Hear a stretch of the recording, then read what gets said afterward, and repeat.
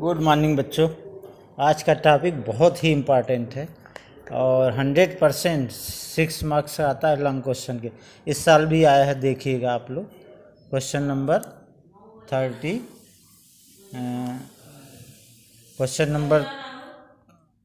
33 या 36 होगा, इस साल आया था।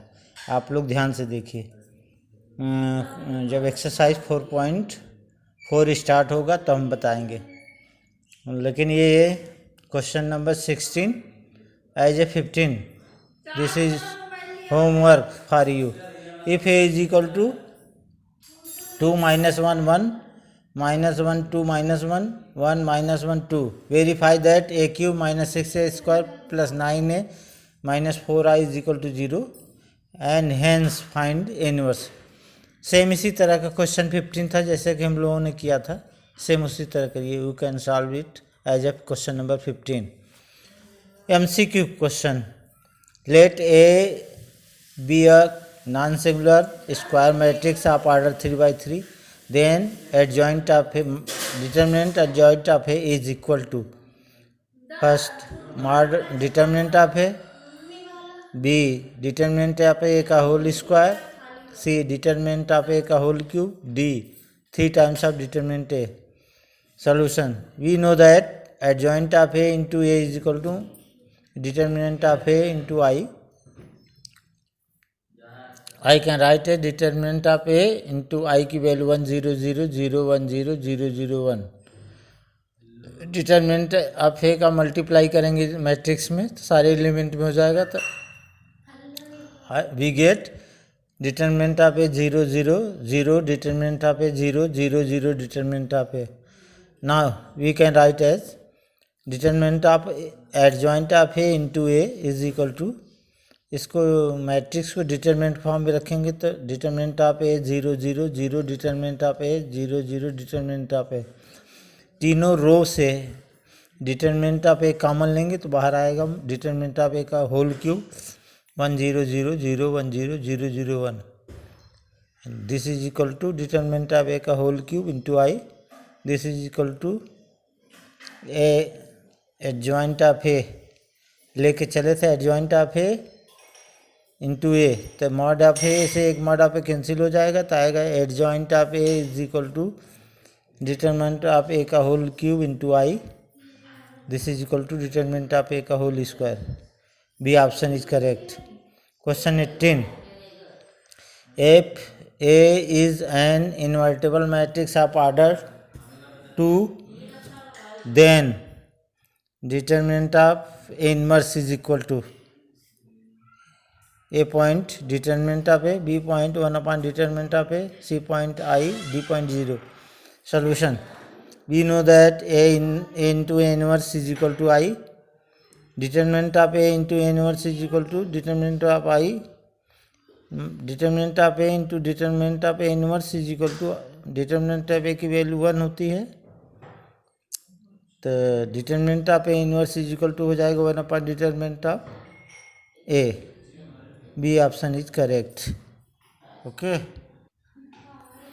अभी हम जिस मोस्ट इम्पॉर्टेंट क्वेश्चन की बात कर रहे हैं कि हर साल आता है, हर ईयर आता है, तो वो अब आ रहा है topic solution of a system of linear equation. Let us consider that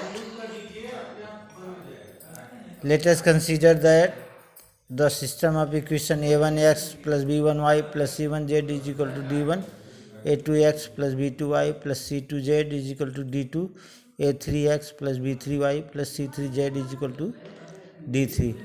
a linear equation in 3 variables है एक्स वाई जेड। 4 वेरिएबल्स हो सकता है, 2 वेरिएबल्स भी हो सकता है।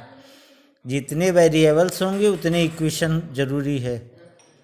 तो कहेगा solve the linear equation with the help of matrix method. तो इस तरह से करेंगे, जैसे वही इक्वेशन है जो हम लोग सॉल्व करते थे एलिमिनेशन मेथड से, क्रॉस मल्टीप्लिकेशन मेथड से, कम इक्वेटिंग मेथड से। वही चीज़ है यहाँ पे, मैट्रिक्स मेथड से सॉल्व करना है। Solve the system of linear equation with the help of matrix method. तो this system of linear equation can be expressed by a single matrix equation as, इसको लिखेंगे पहले एक्स वाई जेड का जो left hand side में है x Y Z छोड़ के बाकी कोफिशिएंट का मैट्रिक्स बना लीजिए A1 B1 C1 A2 B2 C2 A3 B3 C3। फिर आप लिखिए जितने वेरिएबल्स हैं एक्स वाई जेड, अगर 2 होता तो एक्स वाई, 4 होता तो एक्स वाई जेड यू, ये हो गया। राइट हैंड साइड में जो कांस्टेंट है उनका मैट्रिक्स बनाएंगे D1 D2 D3। तो AX is equal to B, इसको इस फॉर्म में लिख लेंगे। तो AX is equal to B where A is equal to coefficient matrix A1 B1 C1 A2 B2 C2 A3 B3 C3, केवल x Y Z छोड़ के बाकी सब लिख देंगे। एक्स क्या है वेरिएबल्स का matrix X Y Z, B क्या है कांस्टेंट का मैट्रिक्स D1 D2 D3। तो हमें ये स्टेप याद रखना है AX is equal to B, AX is equal to B जब याद रखेंगे तो यही हमें याद रखना है, मेन हमारा यही टॉपिक है। तो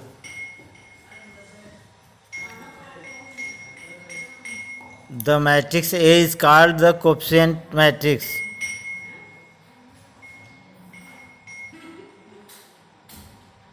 coefficient matrix if determinant of A is not equal to 0, that is A is non-singular matrix, then A inverse exists।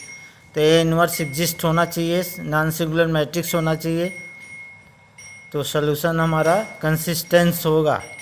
Now AX is equal to B, this is most important topic step. AX is equal to B multiplying by A inverse in both sides। A inverse AX is equal to A inverse B, A inverse AX is equal to A inverse B, A inverse A is equal to I, X is equal to A inverse B, X is equal to A inverse B। ये second step is most important. यही दो step solution को solve करते समय याद रखेंगे। AX is equal to B, तो आपको पता होना चाहिए A क्या है, X क्या है, B क्या है। A क्या है कोफिशिएंट मैट्रिक्स, माने जो वेरिएबल है उनका कोफिशिएंट से बना मैट्रिक्स है। X क्या है वेरिएबल्स का मैट्रिक्स है, जिसे हम कॉलम मैट्रिक्स भी कह सकते हैं। B क्या है कांस्टेंट मैट्रिक्स है, इसे भी कॉलम मैट्रिक्स कह सकते हैं। कॉलम मैट्रिक्स क्या होता है जिसके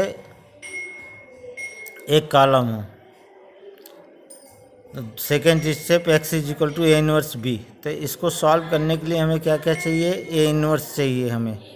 तो ए इनवर्स निकालेंगे, जैसे हम लोग निकालते हैं inverse is equal to adjoint of A upon determinant of A. Exercise 4.4 examine the consistency of system of equation. सीधी सीधी बात वो कह रहा है कि जो लीनियर इक्वेशन दिया है अगर इसका सॉल्यूशन पॉसिबल है तो उसका एग्जामिन कीजिए। x plus 2y is equal to 2x plus 3y is equal to 3।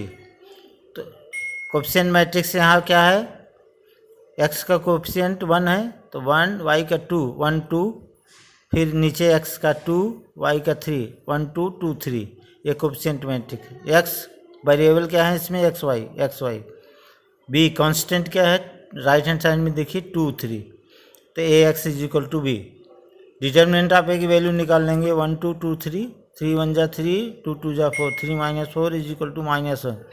This is not equal to 0, hence we can say A is non singular matrix, so given system of equation is consistent.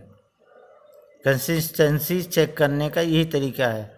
अगर matrix non singular होगा तो equation is consistent होगा।